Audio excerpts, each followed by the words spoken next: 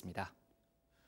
네, 시간이 벌써 이렇게 됐습니다. 두 번째 북미 정상회담이 이제 일주일 남았습니다. 북미 양측도 본격적으로 회담 준비에 들어갔습니다. 정상회담에 앞서 북한 김혁철 특별대표와 스티븐 비건 미국 특별대표의 실무 협의도 곧 이뤄질 것으로 보입니다. Our special representative for North Korea, Steve Biegun, is traveling to Hanoi today, and he'll be continuing the United States preparations for the second summit that will take place next week. As far as our objectives, nothing's changed. 네, 이런 가운데 트럼프 대통령은 어제도 북미 정상회담 관련 말말말 쏟아냈습니다. 트럼프 대통령은 서두르지 않겠다면서 긴급한 시간표는 없다고 말했습니다. I have no pressing time schedule. As long as there's no testing, I'm in no rush. If there's testing, that's another deal. A lot of the media would like to say, oh, well, you know, what's going on? Speed, speed, speed. No rush whatsoever.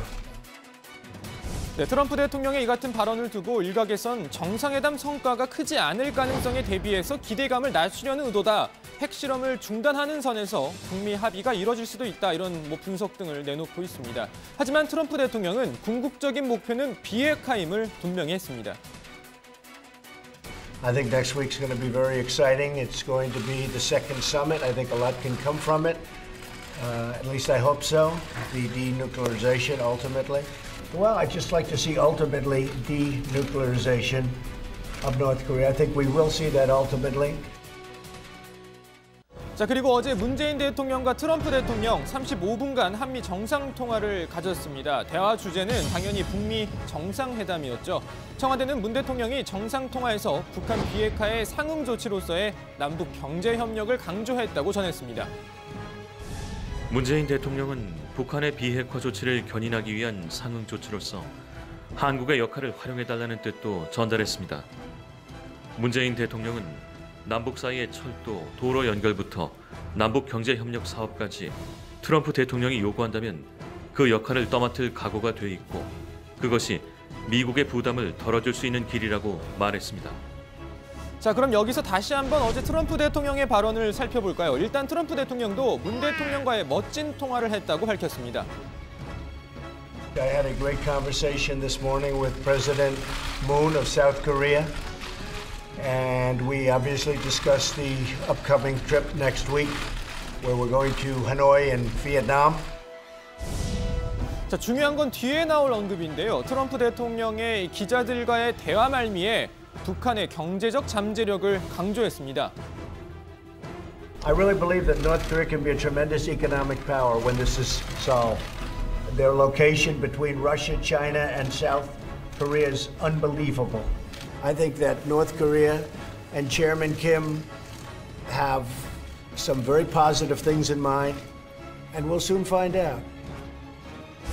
네, 트럼프 대통령이 북한의 경제적 잠재력을 높이 평가한 건 사실 이번이 처음은 아닙니다. 그래서 언뜻 보면 새삼스러워 보이지 않습니다. 그런데 이 언급이 문재인 대통령과의 통화 직후, 그러니까 남북 경협을 상응 조치로 검토해달라는 문 대통령의 요청이 있은 이후 나왔다는 걸 감안하면 그냥 흘려들을 이야기는 아닌 것 같습니다. 아시다시피 김정은 북한 국무위원장도 올 신년사를 통해 금광산 관광과 개선공단의 조건 없는 재개를 언급한 바 있죠. 비핵화의 상응 조치로 남북 경협이 재개되면 미국 입장에서도 제재 전면 해제라는 부담을 덜 수 있게 됩니다. 이런 정황을 고려해 보면 남북 경협 재개가 미국이 내밀 카드로 협상 테이블에 올라갈 가능성 충분히 있어 보입니다. 자, 그리고 트럼프 대통령은 문 대통령과의 통화에서 북미 정상회담의 성과가 클 것이라며 결과 공유를 위해 문 대통령을 직접 만나고 싶다고 밝혔습니다. 북미 정상회담의 결과를 일단 봐야 알겠습니다만 현재까지 상황으로는 김정은 위원장의 서울 방문 이르면 3월 말이 될 것으로 전문가들은 분석하고 있습니다.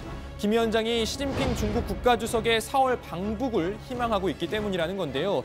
그렇다면 일정상 문 대통령과 트럼프 대통령의 만남도 3월 중순 이전에 이뤄질 가능성이 있습니다. 분석대로 이뤄진다면 자연스럽게 북미, 한미, 남북, 북중 정상 연쇄 교차 만남이 되는 셈인데요. 자, 이번 북미 정상회담을 기점으로 한반도 정세가 또 한 번 큰 변화를 맞이할지도 모르겠습니다. 정상회담이 열릴 베트남 하노이도 본격적인 손님 맞이에 나섰습니다.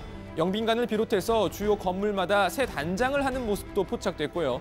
정상회담 입간판과 또 북미 양국 국기가 도시 곳곳에 설치되고 있습니다. 전 세계의 눈과 귀가 조금씩 하노이로 쏠리기 시작하면서 북미 정상의 숙소, 또 회담 장소가 어디일지도 관심입니다. 일단 현재까지 나온 소식으로는 트럼프 대통령은 메리어트 호텔, 김정은 위원장은 소피텔 호텔에 묵고 회담은 하노이 오페라 하우스나 영빈관에서 열릴 가능성이 있다고 합니다.